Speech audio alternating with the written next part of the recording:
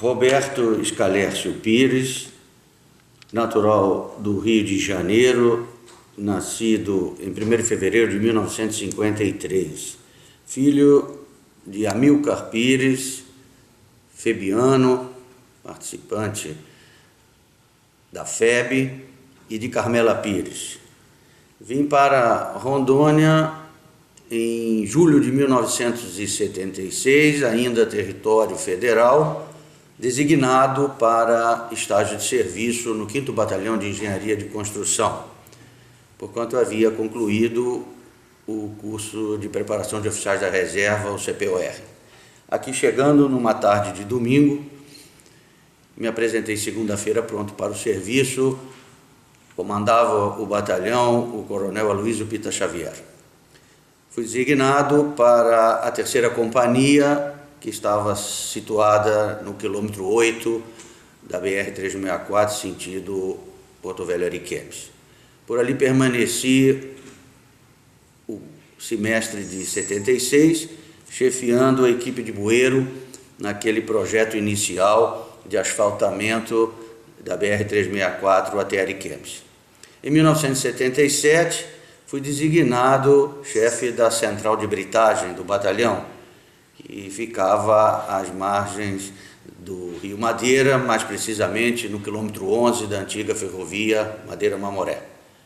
Lá permaneci por 2 anos, produzindo toda a brita necessária para a utilização no asfaltamento da BR.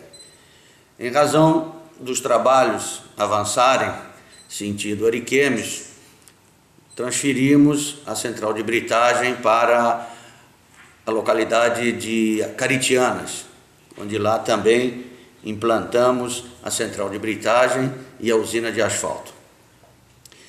E em Caritiana trabalhei por mais 1 ano e meio, se não me falha a memória, quando então fui acometido da malária, né? Uma malária até certo ponto rigorosa, e que fez com que o então batalhão já, o coronel Alaor Decker Medina, determinasse a minha transferência para Vilhena em razão do clima, da altitude, e naquela época Vilhena não tinha uma grande incidência de malária. E foi com muita tristeza que deixei aquela região, porque já havia me apaixonado muito por Porto Velho e o seu entorno. Mas, em razão do cumprimento de uma ordem superior e muito mais para preservar a saúde, vim para Vilhena, que já conhecia através de visitas operacionais que o próprio batalhão determinava fazer. E aqui cheguei em Vilhena em outubro de 1979, incorporando a então Residência Especial de Vilhena, que era comandada pelo Tenente Maulino.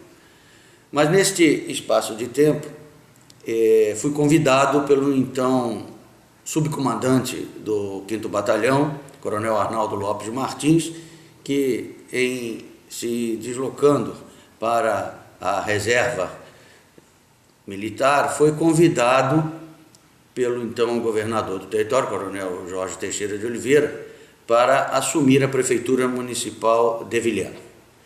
E recebi então este honroso convite do caríssimo, queridíssimo, fraterno amigo Arnaldo, para vir com ele formar a equipe administrativa para trabalharmos aqui na Prefeitura de Vilhena. Foi, primeiramente, assim, uma situação de preocupação, porque a minha vida havia sido iniciada e trabalhada toda ela de uma forma militar, e enfrentar um novo desafio de uma forma civil, administrativa, sem nenhuma experiência, mas com muita dedicação, com muita força de vontade.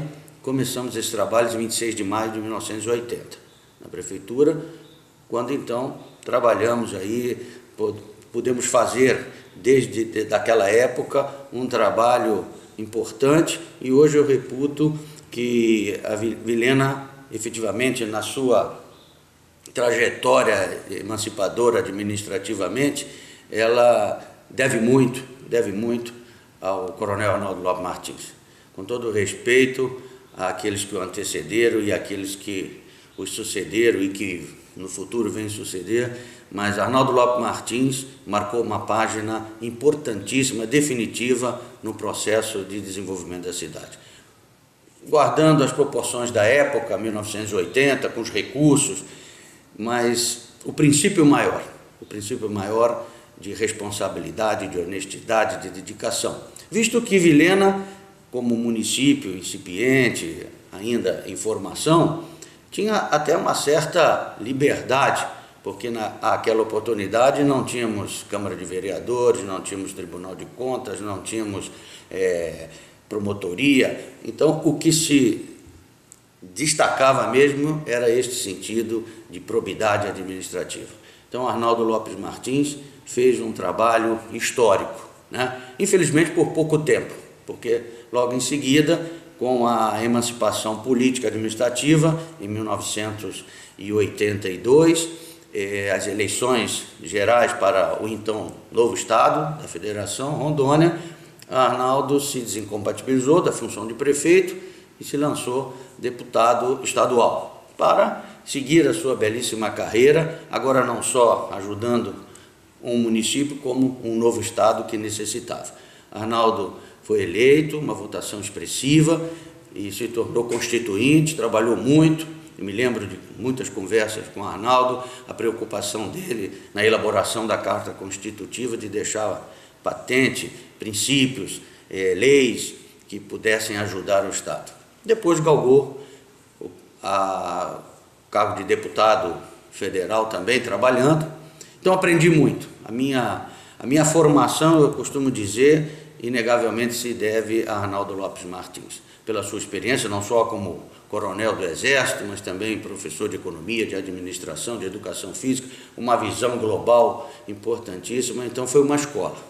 Aquela minha preocupação de não dar condições, porque vinha de uma vida militar para uma vida civil, eu superei com os ensinamentos, com o aprendizado de Arnaldo Lopes Martins. E aí, seguimos cada um o seu caminho. E, não obstante ele ter me convidado oportunas vezes para ser seu assessor como deputado estadual, como deputado federal, mas eu gostava mesmo, era da Vilhena como gosto. Então, agradeci e aqui continuei, coadjuvando, na sequência, outros prefeitos, como o prefeito Albino Vobeto, na interinidade até a posse do primeiro prefeito eleito, Vitório Alexandre Abrão, com o qual também trabalhei. Em seguida, houve um processo, uma parte da história de Vilhena que eu não gosto muito de lembrar, que foi um processo de intervenção, né? Quando aqui assumiu um major Pessoa, da PM, num período de exceção administrativa, com o qual também, até mesmo por uma imposição, entre aspas, do então governador Jorge Teixeira, que eu continuasse a trabalhar aqui na prefeitura. Após essa intervenção, e também motivado por um processo até de desgosto por algumas atuações políticas, me vi forçado a me ausentar temporariamente de Vilhena. E também para buscar uma recomposição cultural, porque aqui, chegando em 76, né, das dificuldades que tínhamos na época de comunicação, até mesmo da cultura como um todo, eu fui reciclar um pouco e me ausentei por 6 anos em Curitiba. Quando lá completei mais alguns cursos e retornei, porque é aquela máxima, quem já bebeu do Madeira ou até do entorno de Rondônia, né, com certeza voltará um dia. E eu voltei, mas a saída era uma ida programada, era ida e volta. E aqui retornei em 1991, né, quando então fui, já nesta oportunidade, ao sair de Rondônia, por ser funcionário do ex-território federal, pedi a minha redistribuição para o Ministério do Trabalho e fui trabalhar na Delegacia Regional do Trabalho em Curitiba. Quando aqui retornei, me apresentei pronto para o serviço no Ministério do Trabalho, já na Delegacia Regional de Rondônia, no posto de Vilhena. Mas neste interregno havia sido eleito deputado estadual, um grande companheiro, um amigo, até hoje, importantíssimo também no cenário político de Vilhena, que foi o deputado Newton Chirano de Souza. E naquela oportunidade se elegia governador o doutor Oswaldo Piana. Então, por indicação do deputado Chirano, eu fui convidado e nomeado pelo governador Piana para diretor administrativo financeiro da Companhia de Água de Esgoto em Rondônia, né? CAERD. Lá permaneci por 1 ano e meio, quando então, aos reclamos da nossa vilena, havia sido eleito numa sucessão municipal um correligionário, um amigo também, excepcional administrador, do senhor Ademar Suckel Marcol, né? E que me convidou para retornar às lides da administração municipal. Com ele trabalhei efetivamente durante 4 anos na Secretaria Municipal da Fazenda.